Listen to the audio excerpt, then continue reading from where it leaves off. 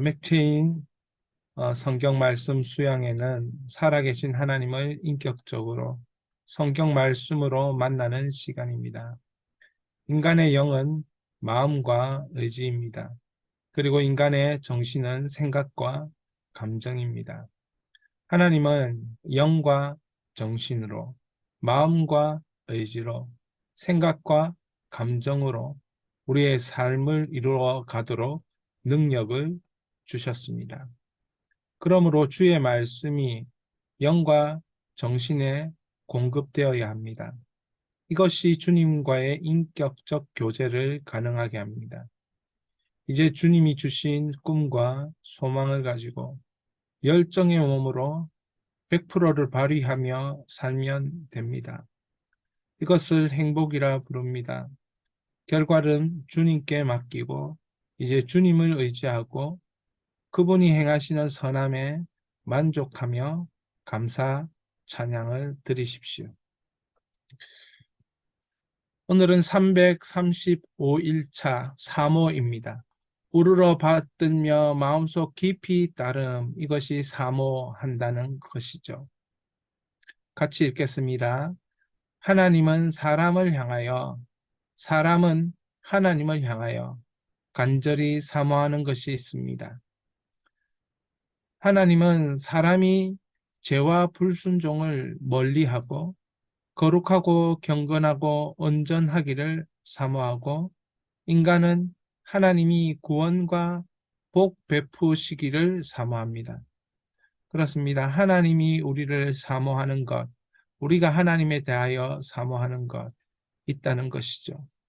이것을 또한 우리가 역대상, 베드로서, 미가서, 누가복음을 통하여 확인하도록 하겠습니다. 역대상 29장, 구약 653면, 우리 성경 가지고 있는 성경을 653면을 펴시고 이렇게 오늘은 다윗과 백성이 성전 건축을 즐거워하며 사모함, 다윗과 백성이 성전 건축을 즐거워하며 사모한, 오늘은 문제를 푸는 것이 아니고 이 역대상 29장에 보니까 너무나도 정말 아름답게 하나님과 인격적 교제를 하고 있는 다윗과 이스라엘 백성들을 보게 됩니다. 그래서 우리가 이것을 소리내어 읽을 때 우리 영혼을 향하여서, 우리 인생을 향하여서 하나님과 인격적 교제가 일어나기를 소망하는 마음으로 우리가 역대상 29장을 읽기를 원합니다. 653면입니다. 구약입니다. 우리 천천히 읽도록 하겠습니다. 다윗 왕이 온 회중에 이르러 내 아들 솔로몬이 유일하게 하나님께서 택하신 바 되었으나 아직 어리고 미숙하며 이 공사는 크도다. 이 성전은 사람을 위한 것이 아니요 여호와 하나님을 위한 것이다.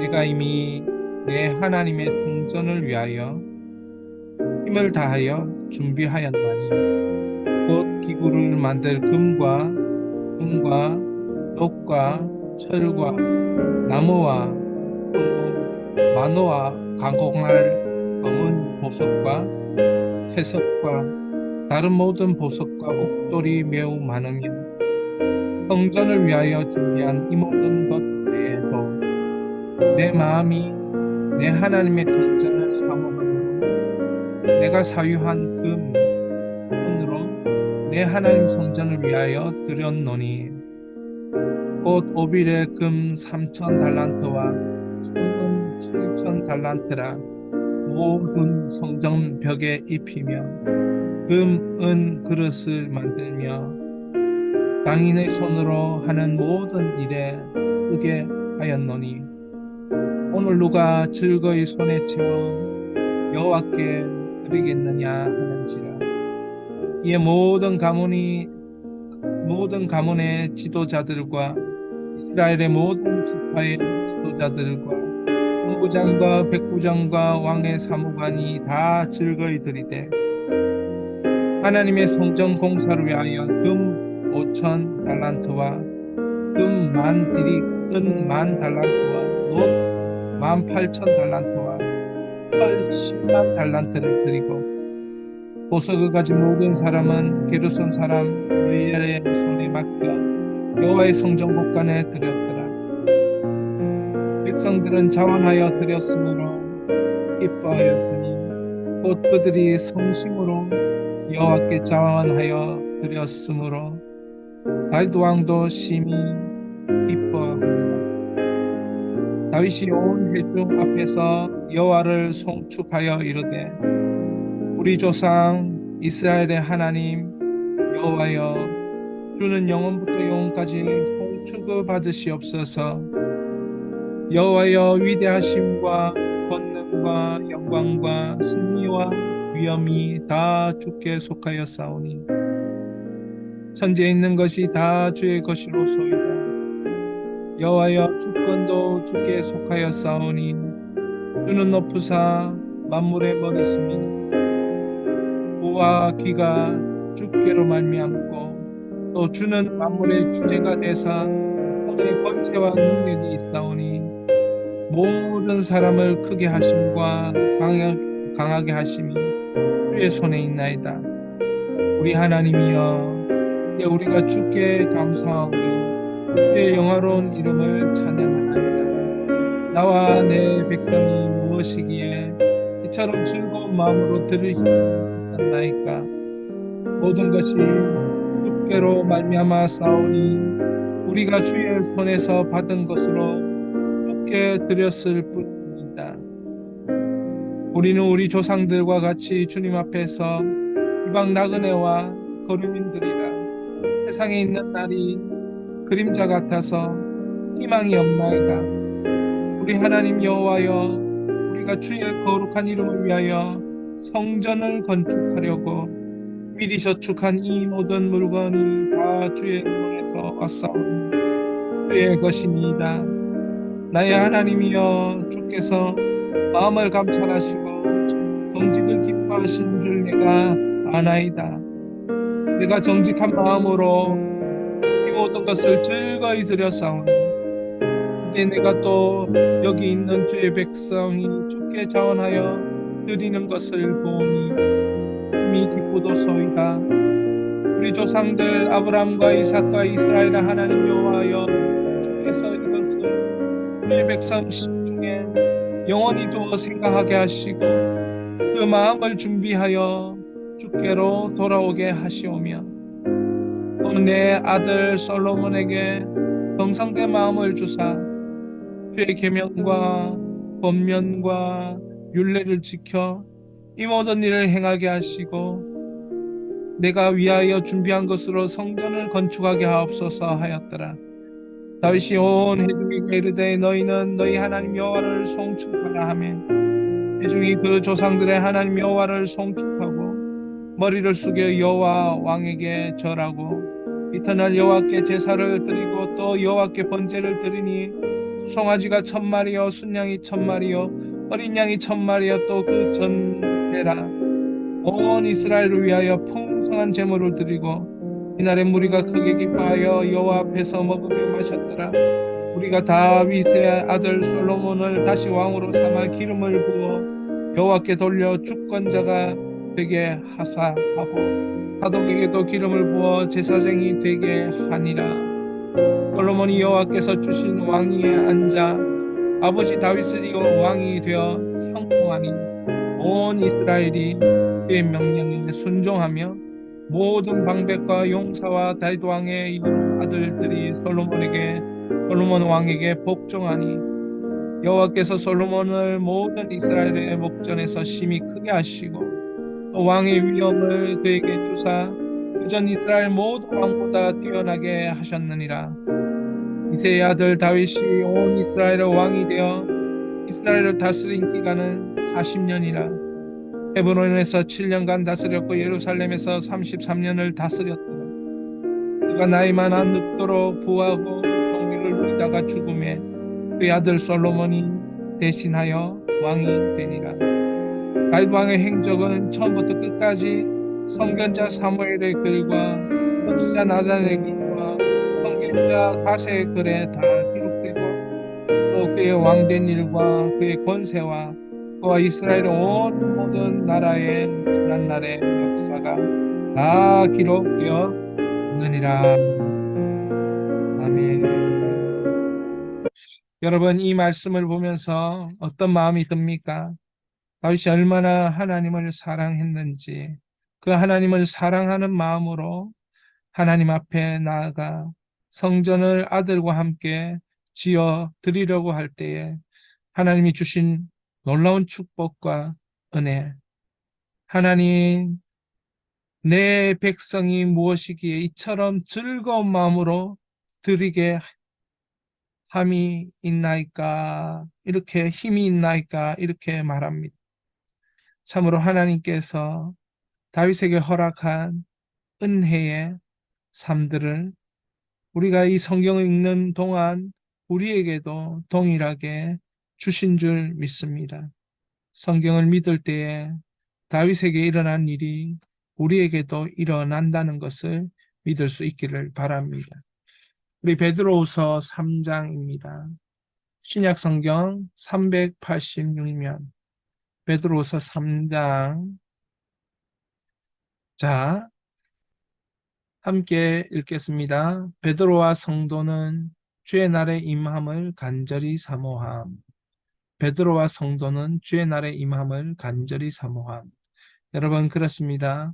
우리도 주님께서 오실 것에 대한 얼마나 사모하는 마음이 이 마지막 시대에 생기는지 정말 깨닫고 고백합니다. 베드로후서 3장 1절에 이렇게 시작합니다. 사랑하는 자들아, 사랑하는 자들아. 어저께까지만 해도 거짓 선생에 대하여 말하면서 경고와 경계를 아주 말했던 이 베드로가 이번에는 마지막으로 이 베드로서를 정리하면서 사랑하는 자들아 이렇게 말합니다. 그러면서 이 두 편지로 너희의 진실한 마음을 일깨워 생각나게 하여, 이 두 편지란 베드로 전후서를 의미합니다. 베드로 전후서는 베드로가 쓴 이유가 1절에 진실한 마음을 일깨워 생각나게 하여, 진실한 마음을 일깨우려고 이 베드로 전후서를 쓴 것입니다. 그렇다면 진실한 마음을 일깨워 무엇이 생각나기를 원하는가? 무엇을 생각해야 됩니까? 그것을 베드로후서 3장에서는 말씀해 주고 있는 것입니다. 묵상 질문 3번. 베드로는 사랑하는 자들에게 어떤 날이 반드시 도래한다고 말했나요? 어떤 날이 반드시 도래한다고 말했나요? 자, 보십시다. 3장 2절, 3절 형광펜을 들고 읽을 때 중요한 단어를 동그라미 치고 줄을 하고 이것이 인격적 교제의 자원이 됩니다. 2절을 읽겠습니다. 곧 거룩한 선지자들이 예언한 말씀과 주 되신 구주께서 너희의 사도들로 말미암아 명하신 것을 기억하게 하려 하노라. 그러니까 무엇이 생각나게 하려고 하냐면 구주께서 너희의 사도들로 말미암아 명하신 것을 기억나게. 그래서 명하신 것을 기억나게 해서 진실한 마음을 일깨워 주고 싶었던 것입니다. 이 사도 베드로의 마음을 3절에, 자 보십시오. 3절을 읽겠습니다. 먼저 이것을 알지니 말세에 조롱하는 자들이 와서 자기 정욕을 따라 행하며, 조롱하며, 자, 조롱한다는 거예요. 세상에서 믿는 사람들을 별로 가치 없게 생각한다는 거죠. 그러나 믿는 사람들에게, 또 그 세상 사람들에게 마지막 날이 있다는 것을 베드로는 그것을 일깨워 주려고 하는 것입니다. 4절입니다. 이르되 주께서 강림하신다는 약속이 어디 있느냐? 조상들이 잔 후로부터 만물이 처음 징조 때까지 같이 그냥 있다 하니 이러면서 쭉 말하는데 만물의 마지막이 왔다는 것을 이야기합니다. 7절을 보십시오. 7절 이제 하늘과 땅은 그 동일한 말씀으로 불사르기 위하여 보호하신 바 되어 경건하지 아니한 사람들의 심판과 멸망의 날까지 보존하여 두신 것이라. 멸망의 날, 심판의 날까지 이 땅덩어리를 보존하여 주신다는 것이죠. 자, 8절 사랑하는 자들아 주께는 하루가 천년 같고 천년이 하루 같다는 이 한 가지를 잊지 말라. 마지막 순간에 그 주의 시간들에 대해서 사도 베드로는 언급합니다. 9절입니다. 주의 약속은 어떤 이들에게 더디다고 생각하는 것 같이 더딘 것이 아니라 오직 주께서 너희를 대하여 오래 참으사 아무도 멸망하지 아니하고 다 회개하기에 이르기를 원하시느니라. 회개하는 그것을 주님께서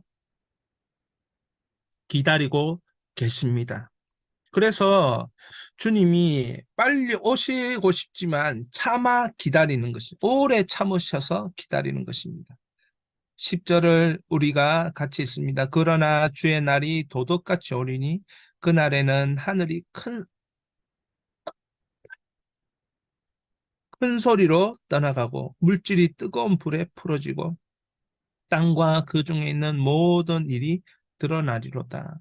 그러니까 마지막 날이 도둑같이 온다는 거죠. 그래서 베드로는 사랑하는 자들이 이 마지막 날 주의 강림, 주의 재림의 그 순간을 일깨워 주고 싶었던 것입니다.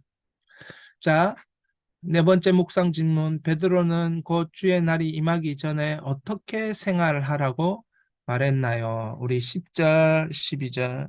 생활을 어떻게 하라고 했냐면, 자, 11절을 한번 보겠습니다. 11절. 11절. 같이 한번 읽으면서 중요한 것은 동그라미 칩니다. 모든 것이 이렇게 풀어지니 너희가 어떤 사람이 되어야 마땅하냐? 어떤 사람이 되어야 마땅하냐? 이 베드로의 탄식입니다.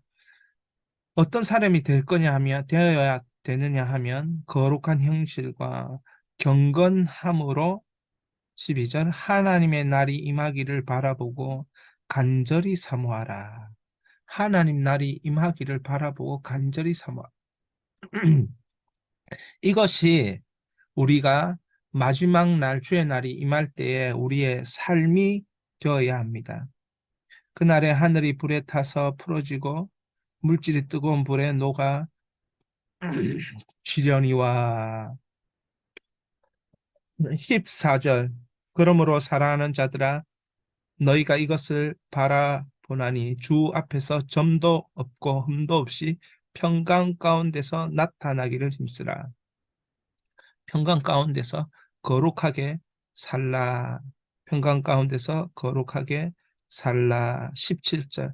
그러므로 사랑하는 자들아 너희가 이것을 미리 알았은즉 무법한 자들의 미혹에 이끌려 너희가 굳센 데서 떨어질까 삼가라. 어떻게 해야 됩니까? 미혹에 이끌리는 그러한 삶이 없도록, 그러한 생활이 없도록 조심해라, 깨어 있어라 말하는 것입니다. 여기서 거룩한 행실, 11절에 거룩한 행실이라는 것은 그리스도인이 죄로부터 분리된 삶을 살아야 한다는 것이고, 경건함은 그리스도인의 태도를 말합니다. 마음을 지배하는 것이 무엇인지, 여러분의 마음을 지배하는 것이 무엇입니까? 그 마음을 지배하는 것은 하나님을 경외하는 정신이 그 경건함이라는 뜻이거든요. 그러니까 경건함, 하나님을 경외하는 마음의 지배가 여러분 안에 있기를 바랍니다. 그래서 거룩한 행실과 경건함이 주의 날이 임하기 전에 우리에게 있어야 된다고 그렇게 베드로는 이야기하고 이 내용에 대해서 거룩한 행실 경건함을 존 메가더 목사님은 이렇게 설명을 합니다. 자, 미가서 6장 구약 1295면 구약 1295면 미가서 6장입니다. 미가서 6장 1295면 정말 하나님의 은혜와 사랑 그 인도하심을 기억한다면 하나님이 나에게 원하시는 것은 무엇일까? 나에게 원하시는 것. 어, 자, 이것을 우리가 한번 봅니다. 지금 미가서 6장에는 이렇게 1, 2절에 하나님이 우리를 향하여 변론하는 것, 하나님이 우리를 향하여 변론하는 그런 내용이 나옵니다. 그렇다면 이것은 3절, 4절, 5절을 보면서 하나님이 나에게 원하시는 것이 있어요. 그게 뭔지 한번 3절, 4절, 5절을 읽겠습니다. 이르시기를 내 백성아 내가 무엇을 내게 행하였으면 무슨 일로 너를 괴롭게 하였느냐 너는 내게 증언하라 내가 너를 애굽 땅에서 인도해 내어 종노릇하는 집에서 속량하였고 모세와 아론과 미레암을 내 앞에 보냈느니라. 내 백성아 너는 모압 왕 발락이 꾀한 것과 보올의 아들 발람이 그에게 대답한 것을 기억하여 시딤에서부터 길갈까지 이를 기억하라. 그리하면 나 여호와의 공의롭게 행한 일을 알리라. 그러니까 지금 하나님은 그 주께서 구원하시는 역사, 애굽 땅에서 노예에서 구원하시는 역사, 그리고 하나님이 이스라엘 민족 가운데서 공의롭게 지켜주셨던 역사, 그 은혜와 그 공의를 기억하라는 거예요. 하나님의 공의와 어, 은혜와 공의를 기억하라는 것입니다. 나에게 원하는 것은 은혜와 공의를 기억하는 것, 그것을 하나님이 원하시는 거예요. 자, 그래서 묵상 질문. 미가는 여호와께서 이스라엘 백성에게 구하는 것이 무엇이라고 했나요? 이스라엘 백성에게 구하는 것이 6절, 7절, 8절. 자, 너무나도 중요한 말씀인데요. 이것은 찬양도 이런 찬양이 있는데 한번 6절, 7절, 8절을 읽어보겠습니다. 천천히. 내가 무엇을 가지고 하나님 앞에 나아가며 높으신 하나님께 경배할까? 내가 번제로 일련된 송아지를 가지고 그 앞에 나아갈까? 여호와께서 천천의 순양이나 만만의 강물 같은 기름을 기뻐하실까? 내 허물을 위하여 내 맏아들을 내 영혼의 죄로 말미암아 내 몸의 열매를 드릴까?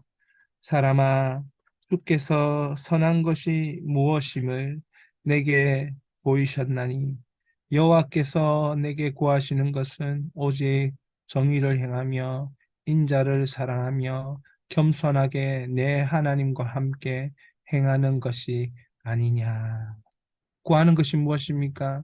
정말 우리가 그 주님의 그 구원을 그 사랑 인도하심과 그 공의를 기억한다면 우리가 기억하는 우리가 하나님 앞에 어떻게 살아야 되는가? 여호와께서 내게 구하시는 것은 오직 정의를 행하며 인자를 사랑하며 겸손히 내 하나님과 함께 행하는 것. 자, 이것을 우리가 해야 하는 것입니다. 자, 구절을 보시면 구절에 이렇게 되어 있습니다. 여호와께서 성읍을 향하여 외쳐 부르시나니 지혜는 주의 이름을 경외함이니라. 너희는 매가 예비되었나니. 여러분, 경외함인데 왜 매가 예비되어 있습니까? 지금 우리가 뭘 해야 되나? 이스라엘 백성들이 하나님의 정의와 인자를 사랑하며 겸손히 행해야 되는데 그렇게 하지 아니하니까 하나님이 뭘 예비했습니까? 매가 예비됐다라고 이렇게 이야기하는 것입니다.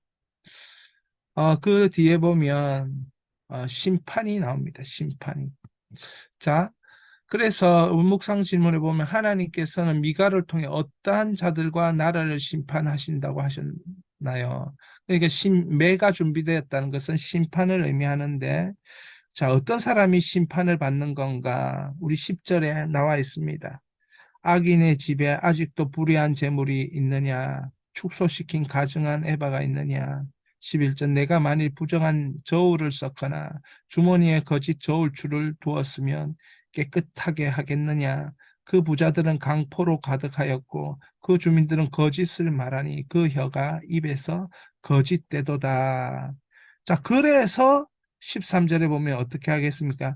그러므로 나도 너를 쳐서 병들게 하였으며 내 죄로 말미암아 너를 황폐하게 하였나니 내가 먹어도 배부르지 못하고 항상 속이 빌 것이며 내가 감추어도 보존되지 못하겠고 보존된 것은 내가 칼에 붙일 것이며 내가 씨를 뿌려도 추수하지 못할 것이며 감람열매를 밟아도 기름을 내 몸에 바르지 못할 것이며 포도를 밟아도 술을 마시지 못하리라.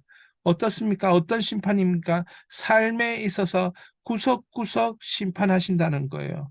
어떻게 하면 여호와를 경외하지 않는 그 지혜에 경외하지 않는 삶을 살면 결국은 이런 심판을 하는데 보시면 그 경외하지 않는 자는 어떻게 사는가? 거짓을 불법을 행하는 것입니다. 저울의 추를 거짓 것으로 바꾸어 버리고 강도짓을 하고 거짓말을 하고 하나님을 경외하는 사람은 결코 이런 삶을 살 수 없는 거예요. 이렇게 살면 안 되는 거예요. 이것은 정의를 행하고 인자를 사랑하고 겸손히 내 하나님 앞에 행하는 것이 아니죠. 그러니까 하나님이 생활을 심판하시는 거예요. 내가 열심히 했는데도 안 되는 거죠. 아, 여호와 하나님께서 백성들을 향하여서 정의와 인자와 겸손이 되어지기를 사모하고 계시다. 하나님이 우리를 사모하고 계십니다. 그것을 이룰 수 있는 저와 여러분 되시기를 축원합니다. 마지막으로 누가복음 15장입니다. 누가복음 15장 신약 120면 같이 읽겠습니다. 예수님은 한 영혼의 돌아옴을 애타게 사모함. 다시 한번 예수님은 한 영혼의 돌아옴을 애타게 사모함. 누가복음 15장에 보면 신약 120면 15장에 보면 1절에 모든 세리와 죄인들이 예수님의 말씀을 들으려고 갔을 때, 자, 세리와 죄인이 예수님 말씀을 들으려고 갑니다. 그렇다면 그 세리와 죄인들을 향해서 예수님이 꼭 들려주고 싶은 이야기가 있었을 것이에요. 예수님의 마음을 이야기하고 싶었을 것입니다. 그럼 예수님이 어떤 이야기를 이 세리와 죄인들에게 하느냐, 그것을 좀 살펴보도록 하겠습니다. 묵상 질문 7번에 예수님은 바리새인과 서기관들에게 한 영혼이 회개하고 돌아오는 것에 대하여 어떤 감동적인 비유로 교훈하셨나요? 자, 예수님이 세리와 죄인들에게 들려주고 싶은 감동적인 이야기가 있었습니다. 그게 뭡니까? 회개하고 돌아오는 것, 회개하고 돌아오는 것. 그것을 15장 4절에 그 이런 양의 비유를 통하여 말씀하고 있습니다. 4절을 한번 읽겠습니다. 너희 중에 어떤 사람이 양 100마리가 있는데 그 중에 하나를 잃으면 99마리를 들에 두고 그 잃은 것을 찾아내기까지 찾아다니지 아니하겠느냐. 그러니까 너무너무 찾고 싶은 그런 한 마리, 잃어버린 한 마리, 그 목숨에 대하여 애타게 찾아내시는 예수님, 그 마음을 세리와 죄인들에게 전달하고 싶으신 것입니다. 그래서 계속해서 이런 동전의 비유를 말하기도 하고, 그렇게 그 아들의 비유도 말하기도 하고, 그렇게 하는 것입니다. 자, 묵상 질문 8번. 예수님은 바리새인과 서기관들 그리고 세리와 죄인들의 구원의 문제를 어떤 감동적인 비유로 교훈하셨나요? 여러분, 탕자의 비유가 11절부터 나옵니다. 탕자의 비유, 잃어버린 아들의 비유죠. 12절에 둘째가 아버지에게 말하되 아버지여 재산 중에서 내게 돌아올 분깃을 내게 주소서 하는지라 아버지가 그 살림을 각각 나눠 주었더니 며칠이 안 되어 둘째 아들이 재물을 다 모아가지고 먼 나라에 가 거기서 허랑방탕하여 재산을 낭비하고 다 쓴 것입니다. 그래가지고 거기서 완전히 쫄딱 망하고 이제 그 먹을 것이 없어서 돼지 치는 데로 들어가서 16절에 보면 돼지가 먹는 쥐염염내로 배를 채우고자 하는 그런 순간까지 멸망의 순간까지 오게 된 것입니다. 이때 이 둘째 아들이 깨닫습니다. 17절 이에 스스로 돌이켜 이르되 내 아버지에게는 양식이 풍족한 품꾼이 얼마나 많은가 나는 여기서 줄여 죽는구나. 18절 내가 일어나 아버지께 가서 이르기를 아버지 내가 하늘과 아버지께 죄를 지었사오니 지금부터 아버지의 아들이라 일컬음을 감당하지 못하겠나이다. 나를 품꾼의 하나로 보소서. 그런데 아버지가 어떻게 합니까? 아버지가 이 아들에게 달려가서 목을 안고 입을 맞추고 21절 아들이 이르되 아버지여 내가 하늘과 아버지께 죄를 지었사오니 지금부터 아버지의 아들이라 일컬음을 감당치 못하겠나이다. 이렇게 얘기하니까 아버지는 종들에게 제일 좋은 옷을 준비해서 이 둘째 아들에게 입히고 손에 가락지 끼우고 이 발에 신발 신기고 살찐 송아지를 잡아서 먹고 즐기면서 이 둘째 아들, 멸망 가운데 있는 둘째 아들을 위로하고 사랑하고 격려하는 것이죠. 세리와 죄인들이 꼭 들어야 될 게 뭐냐?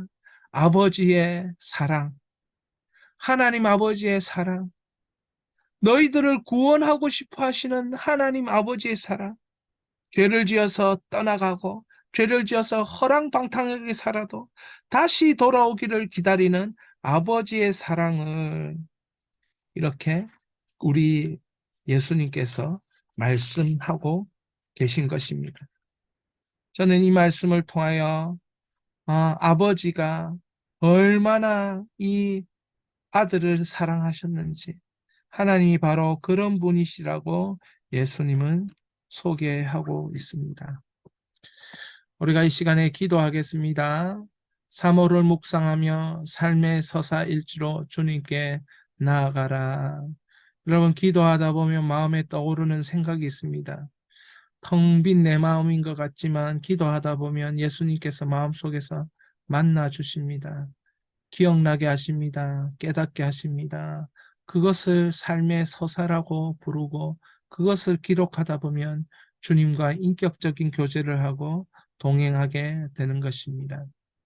하나님은 사람이 죄와 불순종을 멀리하고 거룩하고 경건하고 온전하기를 사모하고 인간은 하나님이 구원의 복을 베푸시기를 사모한다.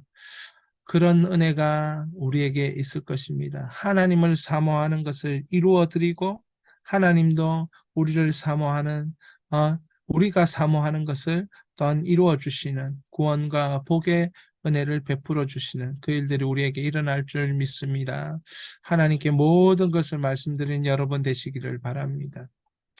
자, 우리 화면을 보면서 기도할 때에 이 간절한 사모함이 여러분에게도 있기를 기도하시기 바랍니다. 다윗의 사모함, 베드로의 사모함, 하나님의 사모함, 예수님의 영혼을 향한 사모함 일어나기를 위해 기도하고 우리 이 세 가지 기도 제목을 보면서 기도하시기를 바랍니다. 이 시간에 우리 주여 한번 부르고 기도하며 나갑니다. 주여